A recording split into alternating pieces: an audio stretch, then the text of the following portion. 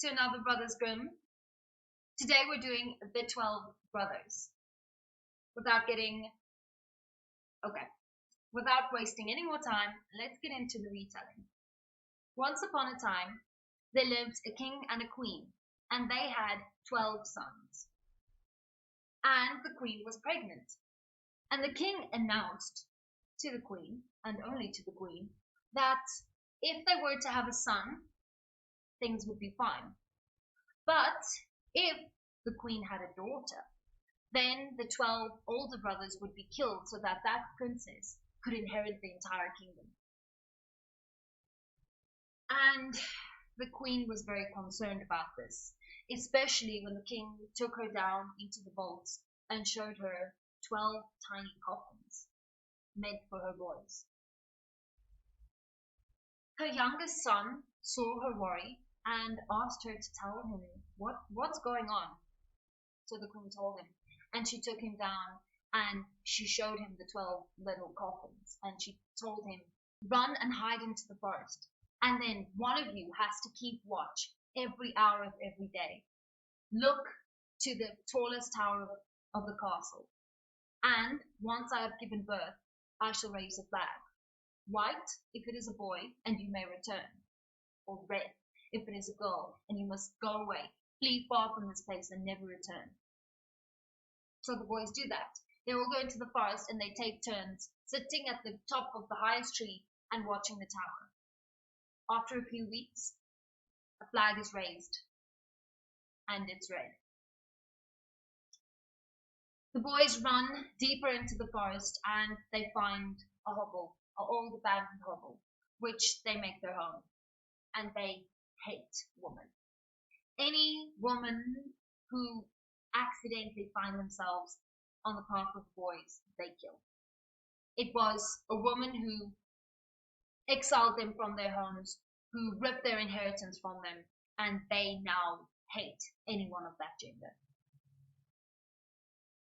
After a few years, the princess happens upon the 12 tiny coffins in the vaults, and she asks her mother what the meaning of this might be. And the mother tells her of her brothers and that they're living in the forest because she told them to flee to there. So the princess sneaks out one night in search of her brothers. In the forest, the older boys have gone out to hunt, and the youngest brother is at home tending to the house and preparing everything for dinner when the princess comes upon him. And she tells her story, and the brother realizes that it is him she's been looking for, and this is their sister, the reason they were exiled. But gazing upon her beauty, he does not want her to die. And so they spend the night together making a fantastic feast, and when the other brothers return home, the youngest brother lays a proposition before them, tells them to enjoy the feast and to let this woman live. And the brothers all agree, and then he tells them that this is indeed the woman, the one that caused their exile. And the brothers are fine with that, also gazing upon her beauty and deciding that she deserves to live. And they all live happily in the forest for a while, the youngest brother and the princess tending to the house and the garden. And the princess one day walks outside and finds 12 white flowers blooming in the garden. And she thinks that would be great to set on the table, each plate having a white flower in it for each one of her brothers. But as she plucks the flowers somewhere in the forest, boys are disappearing.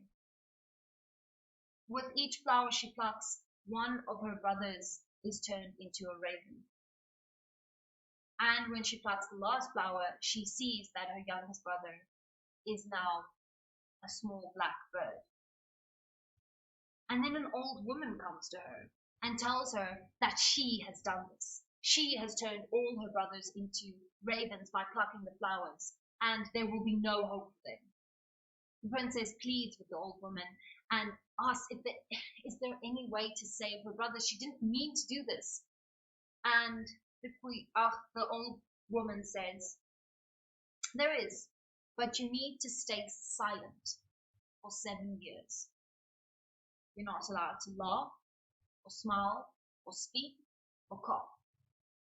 7 years of silence. Even if you laugh an hour before the end of the 7th year, they will not be saved. But if you can remain silent for 7 years, your brothers will turn back into men. So the princess shuts her mouth and lives alone in the forest for many years in silence. One day, a raiding party comes by and she hides up in the tree where the king of another kingdom comes upon her. Seeing the beauty of the strange woman in the tree, he decides then to marry her and takes her back to his castle, where she still remains silent. And she has a baby, and everything is fine for a while. But her wicked stepmother, the king's wicked stepmother, has some concerns about a woman who never laughs, who never smiles, who never speaks. Is she not beset by the devil? And everyone pleads with her to laugh, to smile, to make some sound. But the princess remains silent. And so, after some time, the king is convinced and commands his wife to be burned at the stake. And the fires are lit, and the time is running out. And just as the flames are licking at her toes, the 7 years run out, and 12 ravens come fluttering down, turning into men as they land on the ground. Then she laughs in glee. Finally, her suffering is over. Upon hearing this, they douse the fire, the 12 brothers patting the flames away, and the wicked stepmother, for not understanding that this girl has done all of this to save her brothers, is put into a barrel with venomous snakes and boiling oil, and suffers a most gruesome death. I don't know how the snakes survive the oil, but that's the end of our story. The wicked stepmother getting her comeuppance. So that's the retelling of the 12 brothers. First, let's look at the old morality. This is a story about overcoming hate. The brothers have to overcome their hate of women for exiling them, ripping them from their homes and their lives, and forcing them to live as bandits in the woods. And the princess, in return, suffers for them for 7 years, suffers in silence to return the favor, to save their lives after accidentally condemning them to a life as ravens. Why did their father want to kill the boys? Why was there a weird flower trap in the garden? Why is the world not just? The Brothers Grimm stories don't ask any of these questions. The world is evil. Bad things happen. There's no real explanation behind this, and there's not really an explanation necessary. It's just how it be sometimes. So, I don't know if this is as clear to you guys as it is to me, but this feels like it has to be the root of Snow White. But the morality is very different. The 12 brothers turning into the 7 dwarves, and a story about hate and love and suffering turning into a story about beauty. In Snow White, the morality is beauty is power. The evil queen, her stepmother, hates her for her beauty and wants that power for herself to be the fairest of them all. The hunter cannot kill her because she is too beautiful. The dwarves cannot cast her out because she is too beautiful. Even upon her death, her beauty cannot be hidden, and the king saves her, kisses her corpse because she is beautiful. Beauty is power. Beauty is the only reason that Snow White lives, and the evil stepmother, the evil queen, is defeated in the end. There are definitely some hints of that in the previous morality, where the brothers decide not to kill their sister because she's beautiful, and where the king decides to marry a mute woman who he found up in a tree because she is beautiful. It's definitely hints of that, but the stories are very different. So let's compare these two things. Snow White saves herself with her beauty, and the princess saves others with her silence.